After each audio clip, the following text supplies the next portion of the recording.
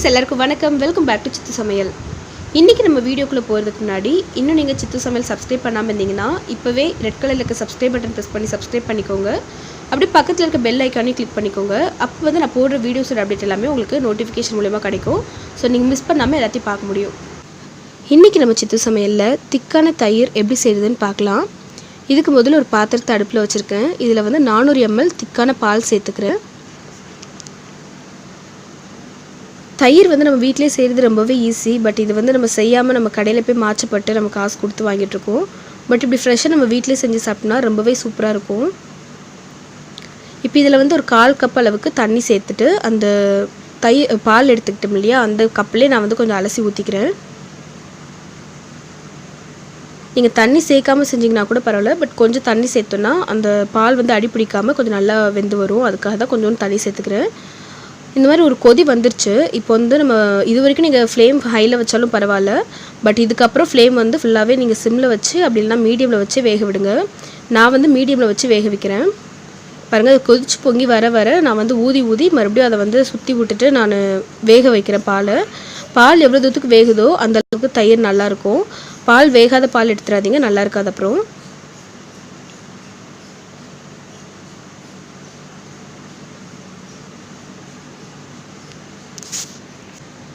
பால் நல்லா வெந்துருச்சுது. இப்போ stove off பண்ணிவிட்டு இது நல்லா ஆற வச்சு எடுத்துக்க போகிறேன்.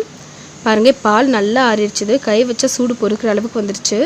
இப்போ வந்து இதில் இருக்க ஆடைங்க எல்லாத்தையும் தனியாக நான் எடுத்துடுறேன். இதை வந்து நம்ம ஃப்ரெஷ் க்ரீம் பண்ணுறதுக்கு, அதுக்கப்புறம் நெய் எடுக்கிறதுக்கெலாம் கூட நம்ம யூஸ் பண்ணிக்கலாம்.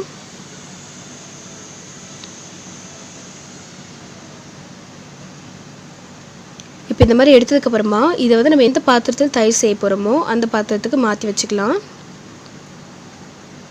இது வந்து ஒரு பெரிய பாத்திரத்தில் நான் ஊற்ற போகிறேன். இன்னொன்று வந்து ஒரு குட்டி கப்பில் வைக்கிறேன். இந்த குட்டி கப்பில் வைக்கிறது வந்து நான் ஏற்கனவே 21 ரெசிபீஸ் அந்த வெஜிடேரியன் ஃபீஸ் பண்ணேன் இல்லையா, அது வீடியோலேயே நான் போட்டிருந்தேன். இந்த மாதிரி நம்ம வீட்டுக்கு விருந்தாளி யாராச்சும் வந்தாங்கன்னா அவங்களுக்கு ஃபுட் சர்வ் பண்ணணும்னா இந்த மாதிரி கொடுத்தா நல்லாயிருக்கும் அப்படின்னு சொல்லி நான் ஏற்கனவே தனியாக போடுறேன்னு சொல்லியிருந்தேன். ஸோ அதுக்காக தான் நீங்கள் மெயினாக ரெக்கார்ட் பண்ணதே. இந்த மாதிரி சின்ன கப்பில் ஊற்றி வச்சா நம்ம வீட்டுக்கு யாராச்சும் விருந்தாளி எடுத்து வந்தாங்க, அவங்களுக்கு ஏதாவது ஃபீஸ்ட் ஏதாவது கொடுக்கணும் அப்படின்னு சொல்லி நினச்சிருந்தோன்னா இந்த மாதிரி கொடுக்கும்போது சூப்பராக இருக்கும். இப்போ வந்து நம்ம அதில் பால் எவ்வளோ வேணுமோ அந்தளவுக்கு ஊற்றிக்கலாம்.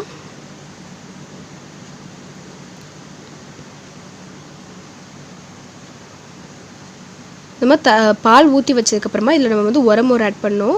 உரமோர்னா என்னென்னு பார்த்தீங்கன்னா, ஏற்கனவே நம்ம தயிர் வச்சுருப்போம் இல்லையா, வீட்டில் ஏற்கனவே தயிர் இருந்திருக்கும் இல்லையா, அந்த தயிரில் கொஞ்சோண்டு எடுத்து வச்சுக்கணும். அதுதான் உரமோர்னு சொல்லுவாங்க.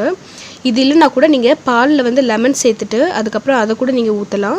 பட் அது வந்து நல்லா இருக்குமான்னு எனக்கு தெரியல அந்த அளவுக்கு. பட் இந்த மாதிரி நீங்கள் தனியாக எடுத்து வச்சுட்டிங்கனாலே நல்லது. இப்போ இதில் வந்து நான் ஒரு 1.5 டீஸ்பூன் அளவுக்கு நான் சேர்த்துக்கிறேன். ஏன்னா சின்ன கப்பு கொஞ்சோண்டு பால் தான் இல்லையா, ஸோ அதனால் 1.5 டீஸ்பூன் அளவுக்கு சேர்த்துக்கிறேன். இதில் வந்து ஒரு 3 டீஸ்பூன் அளவுக்கு நான் சேர்த்துருக்கேன்.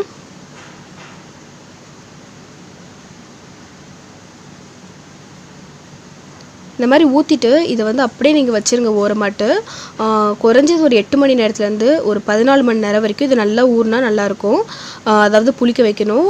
இப்போ வந்து சம்மர் சீசனுங்கிறனால நான் வந்து சீக்கிரமாகவே இது வந்து புளிச்சிரும். இருந்தாலும் நான் வந்து ஒரு 10 மணி நேரம் வரைக்கும் அப்படியே வெளியவே வைக்க போகிறேன். நான் 10 மணி நேரம் சொன்னேன், ஆனால் இப்போ 13 மணி நேரம் கிட்ட ஆயிடுச்சுது. பாருங்கள், நம்ம தயிர் வந்து ரொம்ப அழகாக நல்லா கெட்டியாக வந்திருக்கு பாருங்கள்.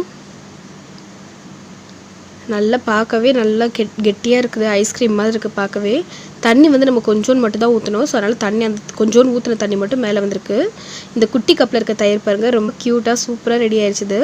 நல்லா அழகாக இருக்குது பார்க்கவே, நல்லா சூப்பராக ரெடி ஆயிருக்கு. இந்த மாதிரி கெஸ்ட்டு யாராச்சும் வந்தாங்கன்னா அவங்களுக்கு வந்து விருந்து ஏதாவது வைக்கிறீங்க அப்படின்னு சொல்லிங்கன்னா இந்த மாதிரி நீங்கள் வைக்கும்போது ரொம்பவே சூப்பராக இருக்கும். ஹோட்டல்லாம் பார்த்திங்கன்னா இந்த மாதிரி தான் கொடுப்பாங்க. ஸோ அந்த மாதிரி நல்லா சூப்பராக இருக்கும் பார்க்குறதுக்கு. இப்போ நான் ஸ்பூனில் எடுத்து காட்டுறேன் பாருங்கள்.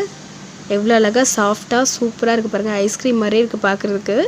நல்லா இருக்குது. இந்த மாதிரி நீங்களும் கூட உங்கள் வீட்டிலேயே தயிர் ட்ரை பண்ணி பாருங்கள்.